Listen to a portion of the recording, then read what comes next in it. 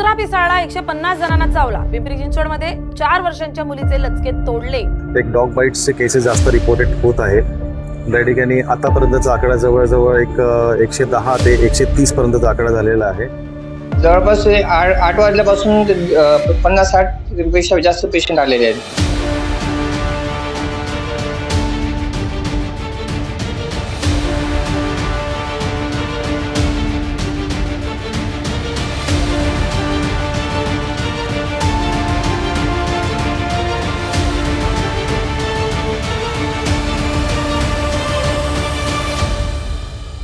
राज्यात भटक्या कुत्र्यांच्या हल्ल्यांचं प्रमाण मोठ्या प्रमाणात वाढलंय. गेल्या काही दिवसांपासून राज्यात अनेक ठिकाणी या कुत्र्यांनी थैमान घातलंय, ज्यात प्रमुखतः कल्याण, डोंबिवली आणि पुण्याचा समावेश आहे. कल्याण पश्चिम परिसरातील संदीप हॉटेल आणि लगतच्या भागात या भटक्या कुत्र्यांचा वावर असल्याचं सांगितलं जात आहे. रविवारी एका भटक्या कुत्र्यानं तब्बल 150 नागरिकांचा चावा घेतला. या घटनेमुळे नागरिकांमध्ये मोठी दहशत निर्माण झाली आहे. एक नाही, दोन नाही, तर तब्बल 150 लोकांना या भटक्या कुत्र्यानं दवाखान्याचा रस्ता दाखवलाय, तर जखमींवर रुक्माई रुग्णालयात उपचार सुरू आहेत. आज या ठिकाणी रुक्मिणीबाई हॉस्पिटलमध्ये सकाळी जवळजवळ 2 वाजेपासून दुपारी 2 वाजेपासून एक डॉग बाईट्सचे केसेस जास्त रिपोर्टेड होत आहे. त्या ठिकाणी आतापर्यंतचा आकडा जवळजवळ 110 ते 130 पर्यंतचा आकडा झालेला आहे. त्यामध्ये जे लोवेस्ट एज आहे that is 11 year old female. तिचं नाव अंकिता आहे आणि त्या ठिकाणी तिला एक ग्रेड 3 डॉग बाईट असल्यामुळे जास्त इंजुरी असल्यामुळे आपण त्या ठिकाणी तिला सायनला ट्रान्सफर केलेलं आहे. हे चिकनघर, आधारवाडी मोस्टली कल्याण पश्चिमच्या एरियातले होते ते, आणि सगळ्यांना म्हणजे प्राथमिक उपचार देऊन आम्ही घरी पाठवलेले आहेत. जवळपास 8 वाजल्यापासून 50-60 पेक्षा जास्त पेशंट आलेले आहेत.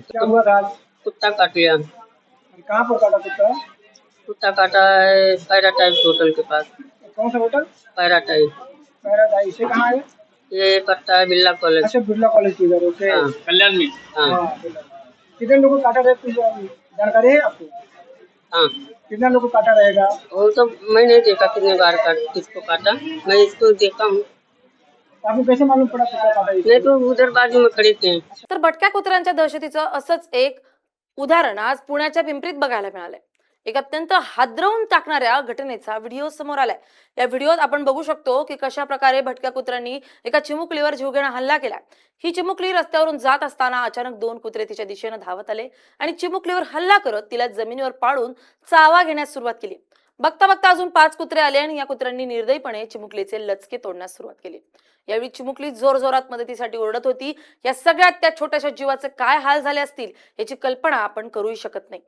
नागरिकांच्या सुरक्षेचा प्रश्न गंभीर झाल्यानं आता पोलिसही या कुत्र्याच्या शोधासाठी रस्त्यावर उतरलेत. परिसरातील नगरसेवक, त्यांचे कार्यकर्ते आणि स्थानिक नागरिकही कुत्र्याचा शोध घेण्यासाठी प्रयत्न करत आहेत. या गंभीर परिस्थितीची दखल घेत पोलिसांची पथकं परिसरात दाखल झाली आहेत. पोलिसांकडून संपूर्ण परिसरात शोध मोहीम राबवली जात असून नागरिकांना धोका निर्माण करणाऱ्या कुत्र्यांना लवकरात लवकर पकडण्याचा प्रयत्न सुरू आहे. राज्यात वाढत्या भटक्या कुत्र्यांच्या उपद्रवाला व दहशतवादाला प्रामुख्याने स्थानिक प्रशासन आणि या संदर्भातील कायद्याची ढिसाळ अंमलबजावणी जबाबदार आहे का? सुनावणी व धोरणानुसार योग्य निधीचा अभाव आणि नियोजनातील त्रुटींमुळे हा प्रश्न गंभीर बनलाय. या सगळ्यांचा जबाबदार कोण, असा प्रश्न आता उपस्थित झालाय. भटक्या कुत्र्यांना शेल्टर होम मध्ये पाठवावं की नाही हा विषय सार्वजनिक सुरक्षा आणि प्राण्यांच्या हक्कावरून अत्यंत वादग्रस्त ठरला होता. आता डॉग लव्हर्स आणि जनावर संरक्षण संघटनांनी भटक्या कुत्र्यांना शेल्टर होम मध्ये पाठवण्याचा जोरदार विरोध केला होता.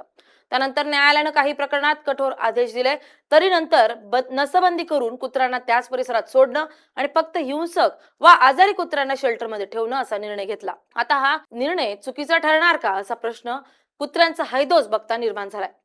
कायद्यानुसार भटक्या कुत्र्यांना मारण्यास किंवा त्यांच्यावर कायदेशीर कारवाई करण्यास बंदी आहे. त्यांना केवळ नसबंदी करून त्याच परिसरात सोडणं बंधनकारक आहे. त्यामुळे या कुत्र्यांचा वावर देखील वाढलाय. तर रस्त्यावर कुत्र्यांचं अन्न देणारे श्वानप्रेमी आणि सुरक्षिततेची मागणी करणारे सामान्य नागरिक यांच्यातील संघर्षामुळे प्रशासनाला ठोस पावलं उचलण्यात अडचणी येत आहेत. महापालिकेकडून भटक्या कुत्र्यांची नसबंदी आणि लसीकरण नियमित व प्रभावीपणे होत नाही आणि हे देखील या सगळ्यांसाठी एक मोठं कारण आहे. काही काळाआधी कुत्र्यांना शेल्टर होम मध्ये पाठवण्याचा मुद्दा चांगलाच तापला होता, ज्यावर राष्ट्रीय स्वयंसेवक संघाचे सरसंघचालक मोहन भागवत बोलले होते की भटक्या कुत्र्यांची समस्या त्यांना शेल्टरमध्ये पाठवून सुटणार नाही, अशी भूमिका त्यांनी मांडली होती. भागवत यांनी या मुद्द्यावर सरकारला पर्यायही सुचवला होता. मनुष्य आणि निसर्ग यांच्यामध्ये संतुलन आवश्यक आहे, असंही भाष्य त्यांनी केलं होतं. आता प्रशासनाचे या सगळ्यांना जबाबदार का जर प्रशासनाने त्यावेळीच कुत्र्यांना शेल्टर होम मध्ये पाठवण्याचा निर्णय घेतला असता तर हे सगळं घडलंच नसतं अशी भूमिका नागरिकांकडून मांडण्यात येते. या अत्यंत खळबळजनक आणि अंगाला काटा आणणाऱ्या घटनांमुळे संपूर्ण महाराष्ट्रात भीतीचं वातावरण निर्माण झालंय.